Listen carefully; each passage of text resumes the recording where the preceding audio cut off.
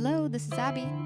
Dear Abbey, this is gonna be a long one. Oh boy. Dear Abbey, how do you tell the difference between a new exciting crush and a rebound? Does it matter? Dear Abbey. Dear Abbey. Dear Abbey. Welcome to our little corner of the internet. This is the Dear Abbey podcast. I hope you stay and hang out with us. See you in a sec.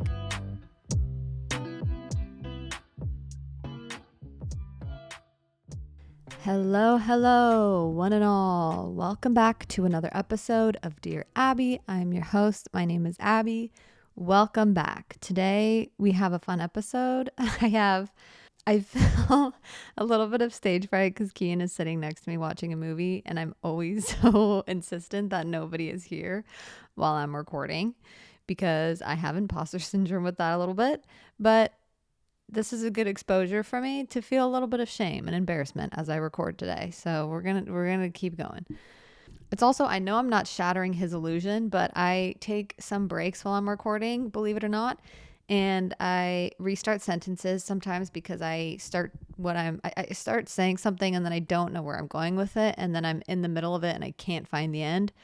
And I know it's going to be horrible to edit. So I have to restart the whole sentence and plan it before I say it.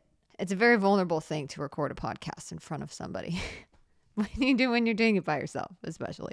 I am really excited about today and this episode because we're talking about how we can help stay mentally healthy and either climb our way out of that hole slowly but surely, or I think even if you're in a good place to stay in a good place mentally, and that kind of comes to pass by small daily little things that happen in the details of every day and the little things that you do every single day and moments that might not feel like they're supposed to like help your mental health or might just be a random moment. But I think when you are struggling and when you're trying to stay on top of it, those little moments and those little decisions that you make ultimately add up to your overall mental health and like physical health. Obviously, physical health is an important aspect of that, but we're going to talk about a couple of the main things I think that, at least for me, I focus on that really help me stay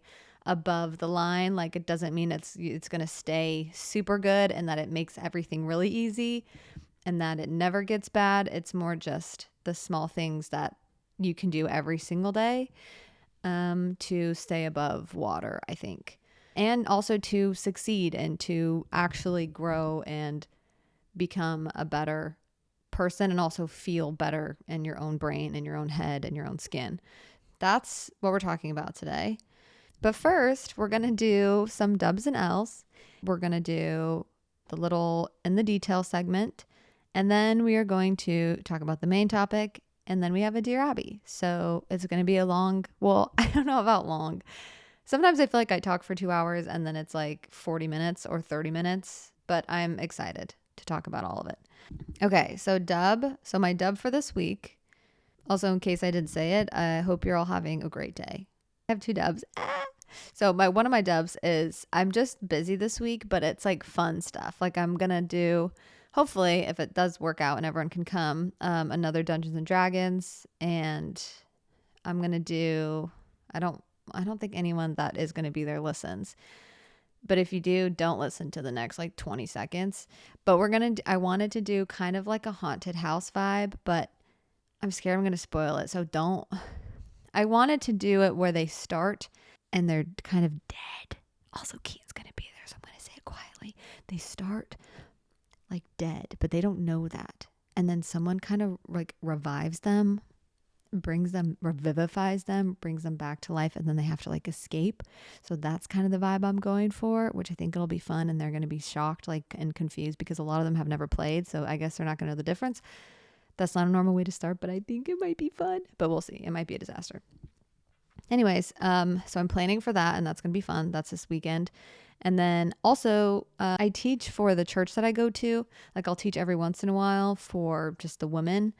I always enjoy that because I have sometimes like as somebody who enjoys like having a faith and believing in God, I enjoy studying like just history and also scripture. Right now, it's like the main thing we're studying is the Bible, like the Old Testament. And so I'm excited to jump in and kind of be forced to study more. I don't prioritize it sometimes. Then when I do it, I'm like, oh, this is actually to me, it feels very reassuring. The other dub for this week has been the past week and last week as well. Actually, I've been really good at focusing at work. And I know that might sound bad and I'm getting my job done. I do good. But also sometimes it's just hard for me to focus for a long period of time, as I think is for a lot of us. I've just been doing a really good job of reminding myself when I want to turn on music or I want to turn something on to watch kind of in the background. I'm like, okay, do I really get as much done when I do that? No, I don't. Unless I'm listening to classical or something that like has no lyrics, music and all that stuff is too distracting for what I do. So I have to like turn everything off and just turn on some like quiet classical or something to actually be able to dive in and problem solve and like be in my brain trying to figure stuff out and to be focused, like to have one thing on my mind.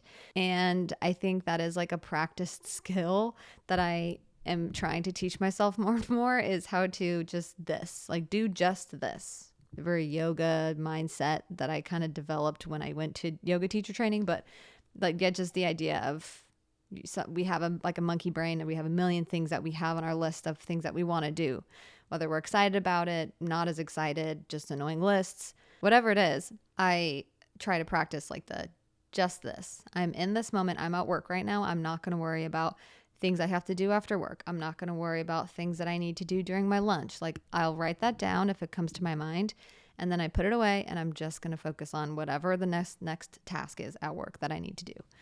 And I think what helps is just remembering I'm not going to really enjoy it that much until I'm in it, and then I'm just like getting it done. I'm in the zone. So that's been a dub. An L. My L for this week has been two small things. One, I have kind of held back my emotions or tears specifically, which I don't like to do because then it feels like I can physically feel it building up and I don't feel as present, or like I don't feel like I get any release. So that's been very naughty of me. The second thing is I have shut down a couple of times, not like major shutdowns, just like didn't pause in the moment, reflect on how I wanted to act, and then act according to, I don't know, just like calm myself down first instead of shutting down and then kind of just going quiet and then kind of giving up a little bit, and not forever, just like for a moment. That doesn't feel good doing that. And it definitely doesn't help in any situation, especially in a relationship. So that's been a little bit of an L, to be vulnerable. Okay, moving on. So the new segment that we do is called In the Details, because I wanted to, for myself also, to just think about one thing all week that's in the details of my life that are very meaningful. Recently, because it's been really rainy here in California, where I'm at least, it's finally been sunny the past couple of days. Like this week has been really sunny and beautiful, and it's been warm. And it's been warm when the wind is blocked and you're just like in a blocked, and there's stagnant air and the sun is hitting you, then it's warm. I'm just grateful that I live in a place that's like that in January. And I was thinking about this because obviously it's been raining, but also my husband and I, we went to do this contrast therapy that we were gifted at a little spot, like a day spa here, where you just do cold plunge and then sauna, cold plunge, sauna, cold plunge, sauna. And then we ended with a cold plunge. Like we literally did that like probably 5 times back and forth. And we were exhausted at the end, like your body's kind of exhausted, but in a good way. And we sat outside in the lobby area and the sun was like hitting probably like waist down. And so our legs were getting warm, like our feet were warm, and the sun was just baking them. But it felt so good because it's been so cloudy and so rainy and kind of cold. And it just made me so happy. And it got me thinking, with having obsessive compulsive disorder, it's a disorder that makes it really hard to feel certainty about anything, even things that like kind of are certain. I think sometimes like I hear in different podcasts or different people talk about OCD, and some therapists are like, you know, there can be certainty, like you can be certain about things, but then other therapists are like, well, nothing's really certain at all ever. And I feel like I kind of lean more to some things are certain. Like, of course, Of course things change, and of course we don't know the future, but for the most part there are some things that are pretty certain. At least enough to where you can put your faith in them, or you can be comforted by their presence, because it always occurs. And one of those things is the sun. The sun, I think I looked it up, and it was like the sun, I mean, this is an estimation. It's like 1.66 trillion sunrises have happened. The sun has consistently been there since the world began. And it's always there. Like, even if it is cloudy and rainy, like, it's behind the clouds and it's just shining and it's bright and it's just doing its thing. There is so much comfort to me in that, because with OCD, it makes you feel like you can't feel certain about anything, or you can't like trust anything. And so things like that are so consistent mean a lot to somebody who has OCD. Like, that consistency is so comforting, because we don't feel a lot of comfort sometimes. And of course, as OCD will work, sometimes it'll be like, well, what if the sun doesn't rise someday? Then I'll handle that when that happens. But so far it hasn't abandoned us. So I'm going to move forward with that. It's risen 1.66 trillion times, and it'll keep doing that. And at least what that represents, the consistency, I think you can find that elsewhere, even if the sun doesn't someday. Like, I believe in that. And so you can find comfort in that. And one day I'll probably do the moon and the details, because I also love, like, there's something so poetic about the moon, and there's a lot of good poems about the moon. Then there's also good stories. Like, the moon is also really special, but the sun is the one that's shining on the moon. So I feel like there's just this warmth and this comfort and this just a consistent light, that we have in the sun. And even if it's not shining on our part of the world, it's shining on another part of the world, and they have light, and they have day. So I find stuff like that really comforting. Obviously a lot of nature, because that stuff's consistent. I grew up in Arizona, so the sun, it was always really sunny. Like, it was very rare that it wasn't sunny. Even during the summer or the winter, it's cold, but it's really sunny. So it helps with the cold. And when I feel the sun on my skin, it rejuvenates. It is warmth, it's presence, it's like comfort. And also it reminds me of summer, which is my happy place. Like, in Arizona growing up, like, we had a pool in our house, so we would be in the pool. So the sun and feeling the sun is like the smell of sunscreen to me. It's the sound of laughter with my brothers, like my dad. We'd all go swimming together all the time, my family. It's also my first job was like lifeguarding and stuff like that. So that was a fun job. It was a cool job. So the sun like equals warmth, safety, consistency. Now we're going to move into the meat of today's episode, which is little day-to-day things that we can do to keep us in a mentally good place, to help us slowly get back up into a healthy place, or get to an even better place. Like, you still have so much growth potential, like so much life ahead of you, and there's so many different things that we can do in this life, and that door hasn't even opened yet, and eventually it will. And so there's excitement, and you can be excited about your future. So we're going to talk about just little day-to-day things that I've listed, and I asked my husband to share some of his tips too that I really liked.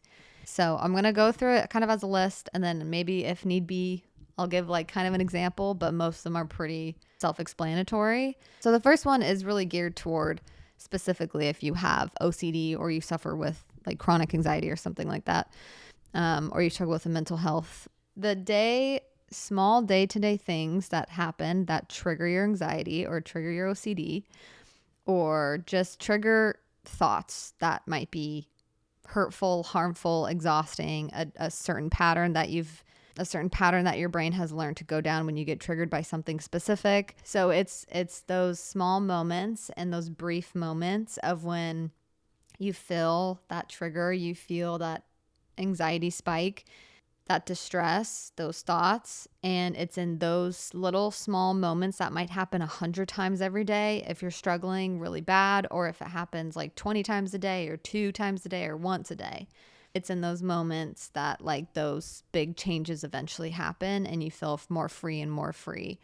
in your own mind and in your own body, and you gain strength to overcome the rest of what you're struggling with. And this one I'll share an example because I think examples are helpful in this case. Let's say you are going to a friend's house, or maybe you're just home in your own house and you come home and your husband's watching something, or your friend is watching something on the TV or a YouTube video or something. And what's common with OCD especially is you might walk into a room and they might be watching something that has to do with an OCD obsession or a theme that, you obsess over and that you're anxious about. And it could be harm, it could be like sexually themed, it could be health related. So let's just pick health, for example. Let's say you walk into the room, your friend's watching Grey's Anatomy or something. They're talking about some disease, and because this has happened historically, your brain's like, oh no, they're watching this, I'm going to get triggered. So normally you probably would get triggered. And so that probably just knowing that sometimes that can associate with your OCD and that theme is going to trigger something, that's enough for that then to be triggered and for you to start to feel that distress. And then maybe that signals your brain to like, oh my gosh, okay, why are you feeling anxious? What does that mean? What does it mean that you feel anxious about this? What does that say about you? What if you had this? Have you ever felt this way? Like if they're naming off symptoms of something. And that moment, that's not a set exposure, like exposure response prevention, like ERP. It's not a set apart time to do an exposure. It's like a surprise exposure where you're like, okay, I feel triggered. Now this distress is coming up. All of these thoughts, these what ifs, like neural pathways that are so ingrained are popping back up. And in that moment of when now your brain is firing, that's when you have the choice to continue down where it eventually leads into the same loops over and over and over, and you've never found an answer to know for sure if you have this thing or not, even if you've gone to the doctor. Like you have a choice to keep going down this, like because it's hard to let it go if you've done it for so long, especially. Or the other choice is just maybe try something different, take a step back and just kind of observe what's happening.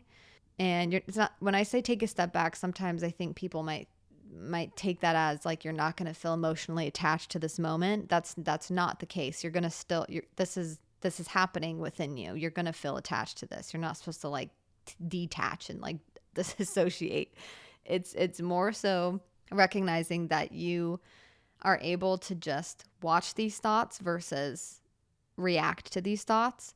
Or to say it a different way, you can react to the thoughts, but you react by doing nothing. You can observe and just kind of watch the distress happen and feel it and like ride that wave. I think for a brief moment, the stepping back is really just recognizing you don't have to do what you always do. And then sometimes I have to close my eyes and I just have to let it take its course, like let it do its thing, ride the wave, let it come up and down, up and down, up and down as many times as it takes.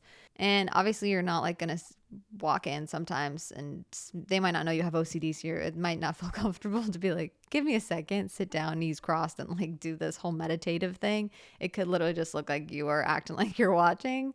And then internally you can still try to ride the wave instead of ruminate or leave. Another thing that you might normally do is you might just like leave the room and be like, I'm not going to watch this. If you're in a really bad place to where you don't really have the tools and you don't feel like you'll be able to handle this, then sure, there's always an option of leaving and being like, I cannot handle this right now, if you know that's the case. But if you feel like you're able to handle it, and in quotation marks I'm saying take the risk and stay there, because if you were to leave, that's a way of avoiding those triggers, which will down the road make it harder and harder to, approach those things.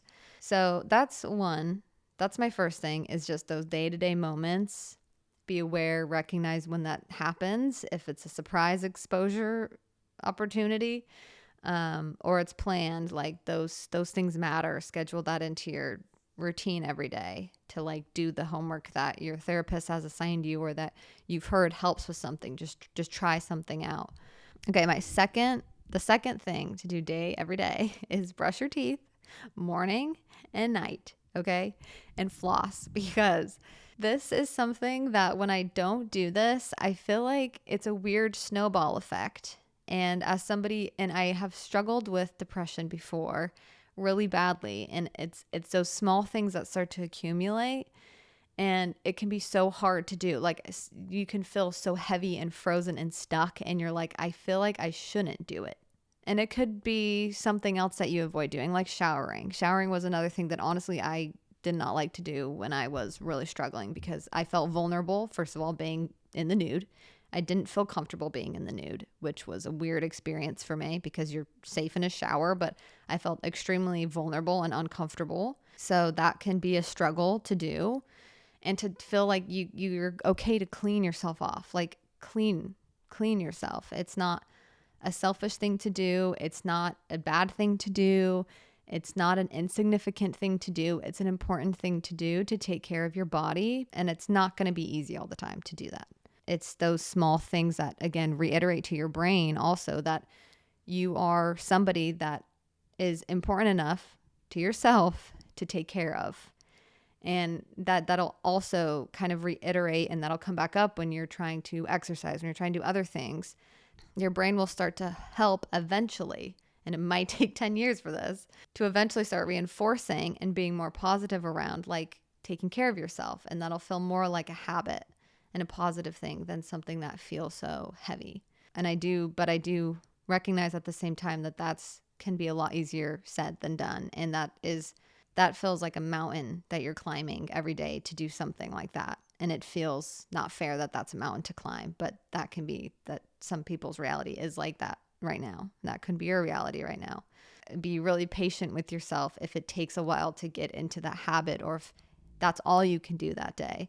It's okay. If we're not in a rush to get better. I think that's a helpful mindset, is to not be in a rush. Like prioritize it. Prioritize getting better, but you're not in a rush. Don't make anyone make you feel like you're in a rush to get better and perfect and not like a burden, quote unquote, anymore, because you're struggling, and that's not fair for somebody to put that on you. Number 3 is start every day a little bit earlier than you want to. This one for me has come from growing up. Like I remember reading in scripture that like the early bird gets the worm type of a thing. And if you wake up early, that there is some sort of wisdom to gain in that. And I do actually believe that, because I've done that before, where I used to every morning wake up and watch the sunrise when I lived in Arizona, because my window faced the sunrise. So I'd wake up early, watch the sunrise in either peace and quiet, and it would just be like a peaceful time for me. Or I'd play like what's the Explosions in the Sky. They're just like a band, but they don't play they did the opening song for Friday Night Lights, like the theme song, that show. Anyways, they have really peaceful music, and I loved like or like soundtracks of movies. And I'd watch. It's really dramatic, but it helped. I'd listen to that while I'd watch the sunrise or something. And I don't always do that, and I miss it when I don't do that, because I do feel like when I just wake up and I go straight into go, go, go, and I'm going to work and I'm hurrying, getting ready, I'm like rushing to eat, all of those things, by the end of the day, I feel not, even if I did everything I wanted to get done, I feel like I missed something. There's something I missed that day. And I think it's just that quiet time. You can also wake up early. And this is something you hear on every podcast, but I think because it's an important thing to do, and I think we all have done this before in our lives, but it's a good reminder sometimes, is that if you are trying to get into a routine of working out or exercise or walks or yoga or whatever it is, calisthenics, I do cycling now. If you find a hard time doing it later in the day, that's a perfect time to do it then. You wake up and you do one little 30-minute exercise. It can be just stretching and quiet, or with a little bit of music playing. It doesn't have to be a big old thing and what everyone else is doing. Just find your way to have like that 30-minute wake up a little bit earlier than you want to.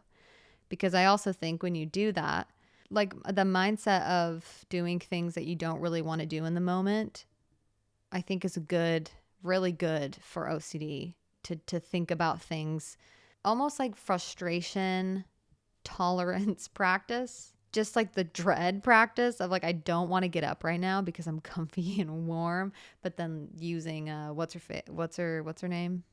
I forgot her name, but she has like the book where she talks about 3, 2, 1, get up. Like you can think yourself out of getting up early every single morning if you want.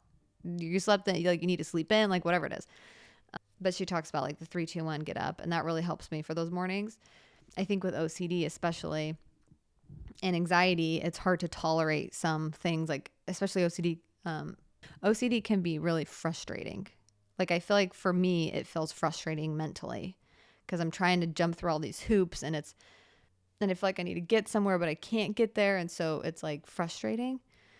So when I do something like getting up earlier than I wanted to, rolling out of bed early, cold plunges, cold showers, even if it's for 2 seconds, because that's sometimes all I can handle. Just doing something throughout the day that you don't want to do, but you know that helps your brain understand the concept of doing something now, being rewarded later, like that delayed reward. And I think that just really helps.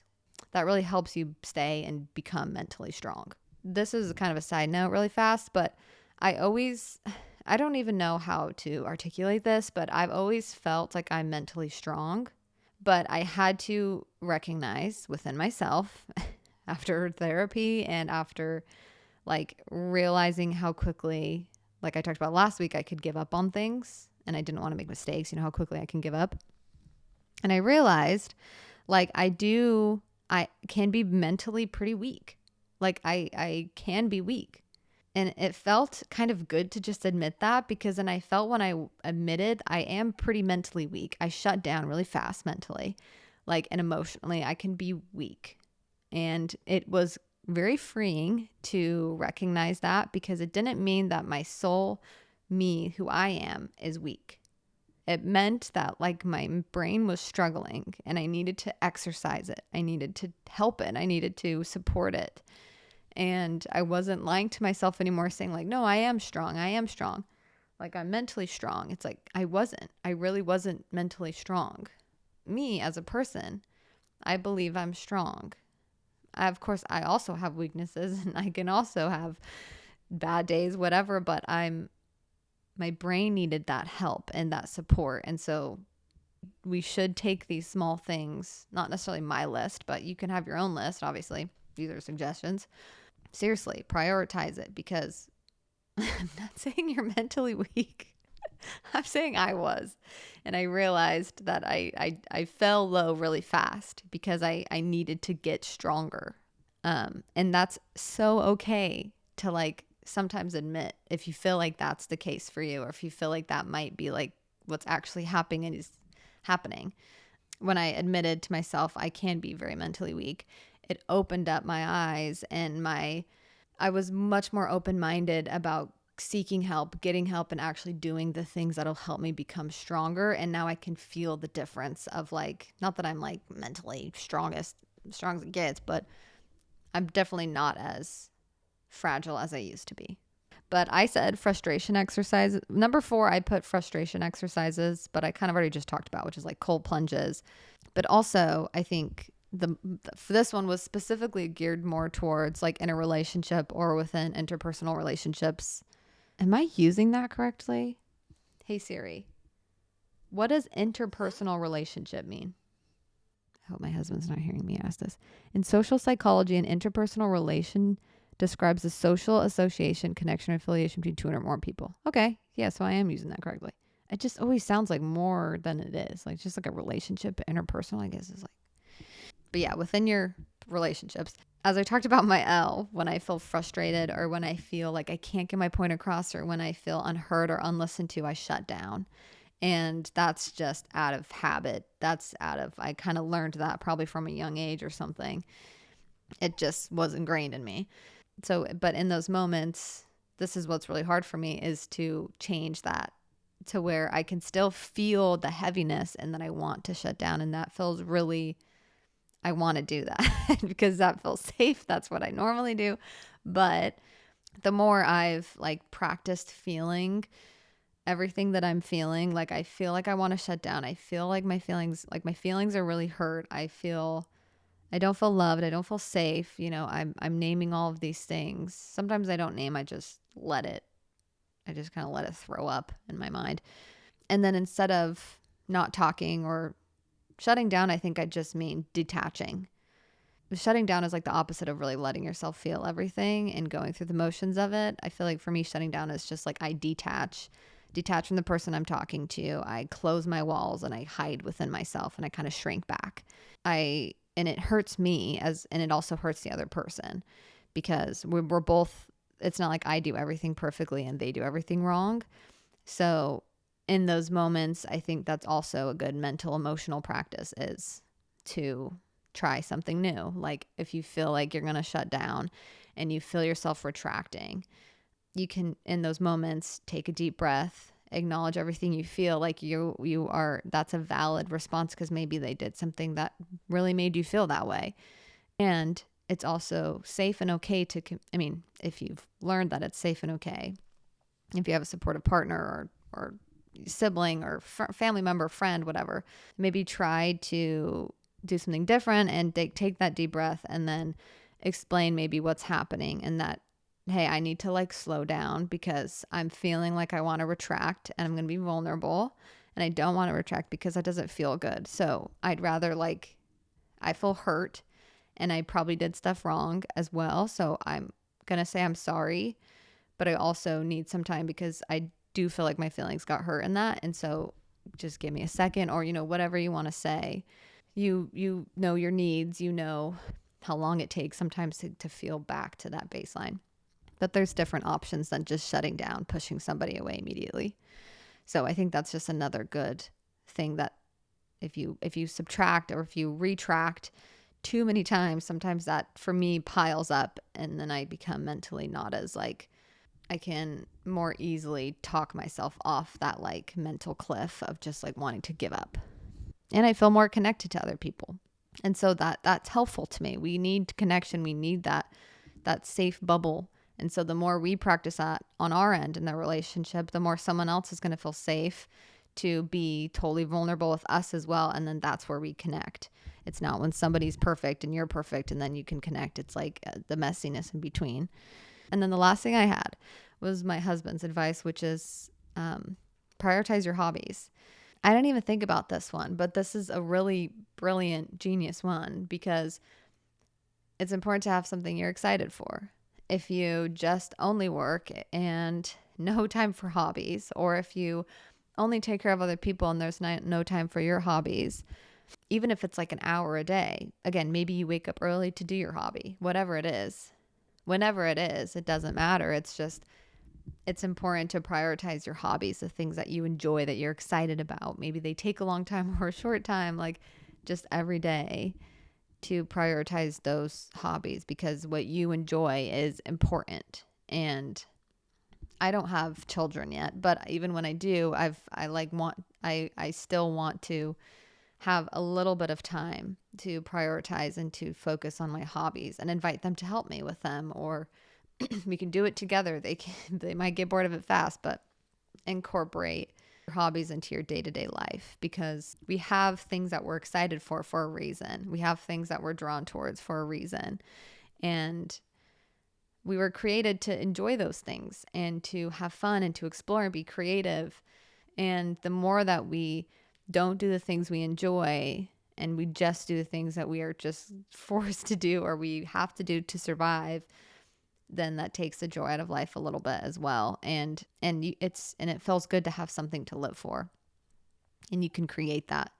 It also is just a place where you can, a lot of times with a hobby, it's a place where you can explore the less stress, the more fun, free living, open part of yourself. And so that's a little something you can do every day, every other day, if you don't have a lot of time currently, that you can incorporate that to maybe increase your joy, to increase your excitement. So that way you have something that you can enjoy and be fulfilled by every day or every other day, whatever. I don't know what your schedule looks like. Okay. That's the list that I had. If you think of any more and you're on YouTube, you can comment and just share whatever helps you, those small day-to-day things. I know I miss a million different things and you guys have the best ideas. You guys will message me things or comment sometimes, and I love hearing other people's what they do. So if you also want to share some day-to-day things that you guys do to help you stay in a good place mentally, let me know. But now we're going to do a Dear Abby and then we'll end today's episode. Let me grab my handy dandy phone, even though these are text messages. This one says, Dear Abby. I changed that because it just says hi, so I'm putting Dear Abby in there. Okay, I have a Dear Abby based on your last episode. Do you have any tips for managing discomfort while you're trying something new that makes you scared of making a mistake? I just started a new job as a healthcare provider and it feels so high stakes because it is. LOL. That's what she said. I didn't say that. My OCD and anxiety are making me feel afraid all the time that I've made a mistake and don't know it. I'm talking about it in therapy, but I'm wondering if you can relate. Okay, so your question, to summarize, is for if I have any tips or if I can relate to managing or handling the uncomfortable feeling of doing something wrong or making a mistake, especially in like an actual high stakes experience or situation. And I would say I do. I'll start with relating first. I work currently at like a very corporate job, and there are some high stakes. Like I'm dealing with money, I'm dealing with other things that are pretty high stakes and I would get in trouble for if I really messed up. I find myself sometimes getting anxious or double checking things that I know I worked hard at already, but I just want to make sure. And I feel like there's a line between like I actually feel fine doing that. I don't feel like it's a compulsion to do it or there's going to be a what if and then something bad happens after, which is why I feel okay while like when I double check, triple check. It's when I feel like I have to or something bad's going to happen that I pull back and I'm like, okay, I'm just going to send this and like I'm just going to trust that I did my due diligence and research and understanding of this process or, you know, this whatever it is of this data and of this process of this data and just trust myself. If I know and I feel like, okay, I know I did the work for this, so I'm doing the best that I can if I really believe that. So I can definitely relate to that.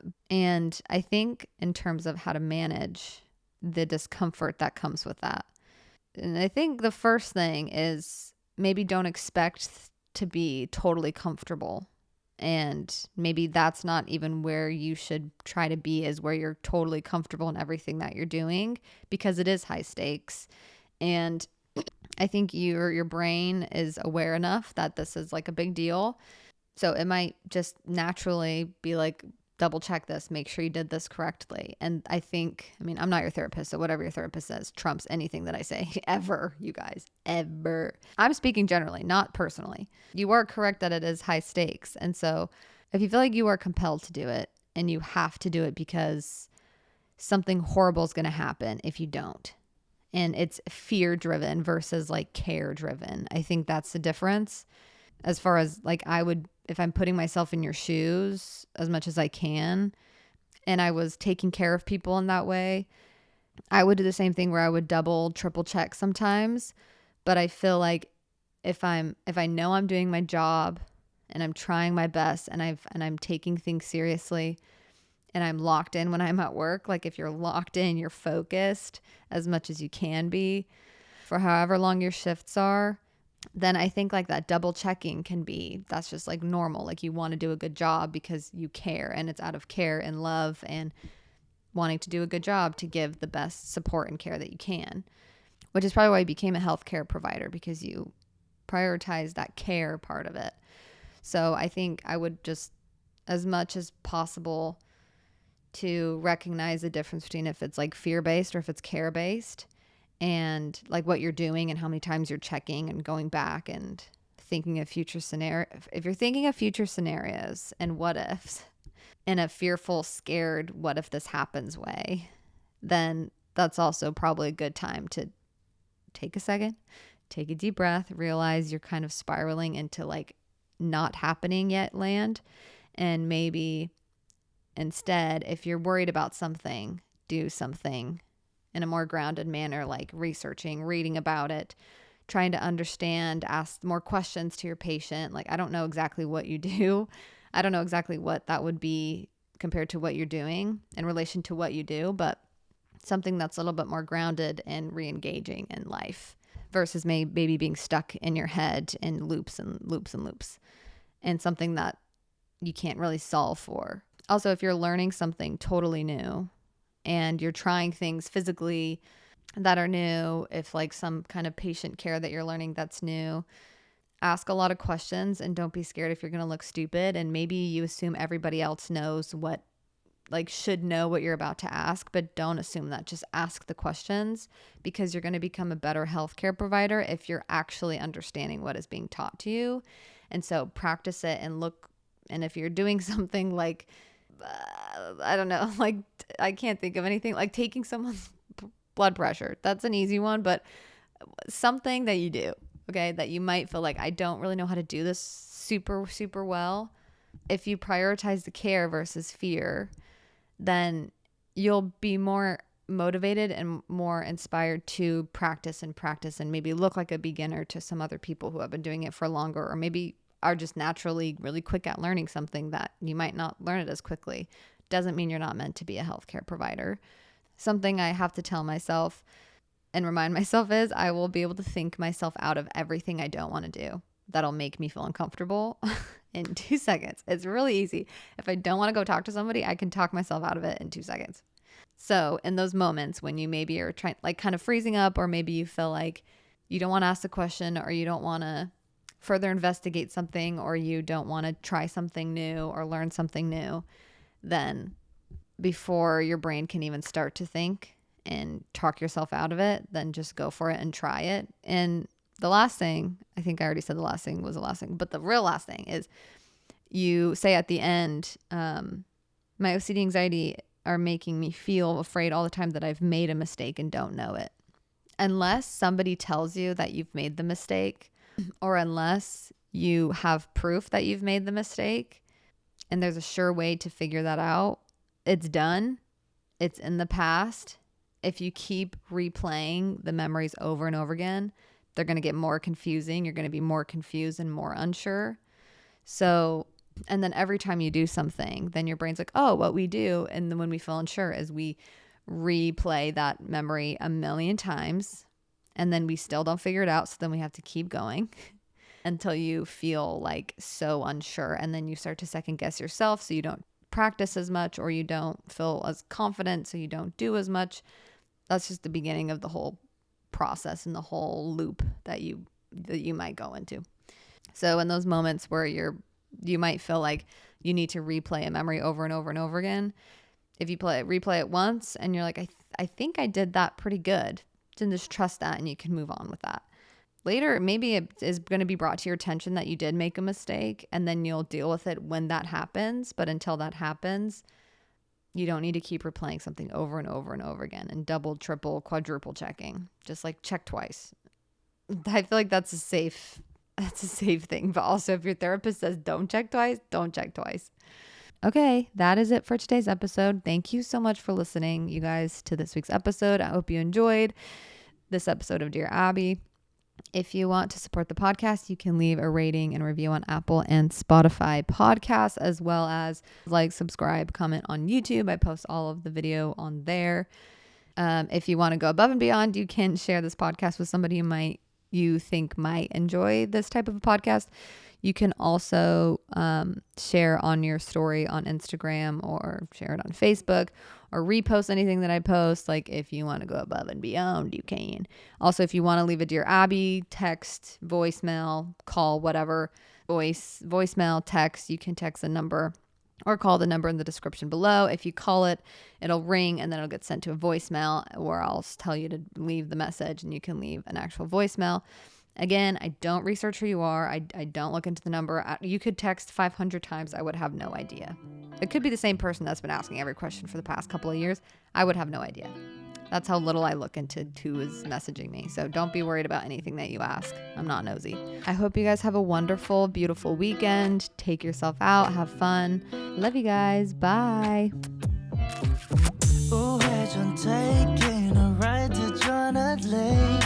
눈치 보면서 들어가 할 때 찾아 나머진 바빠 개설레임 바꾸는 사람들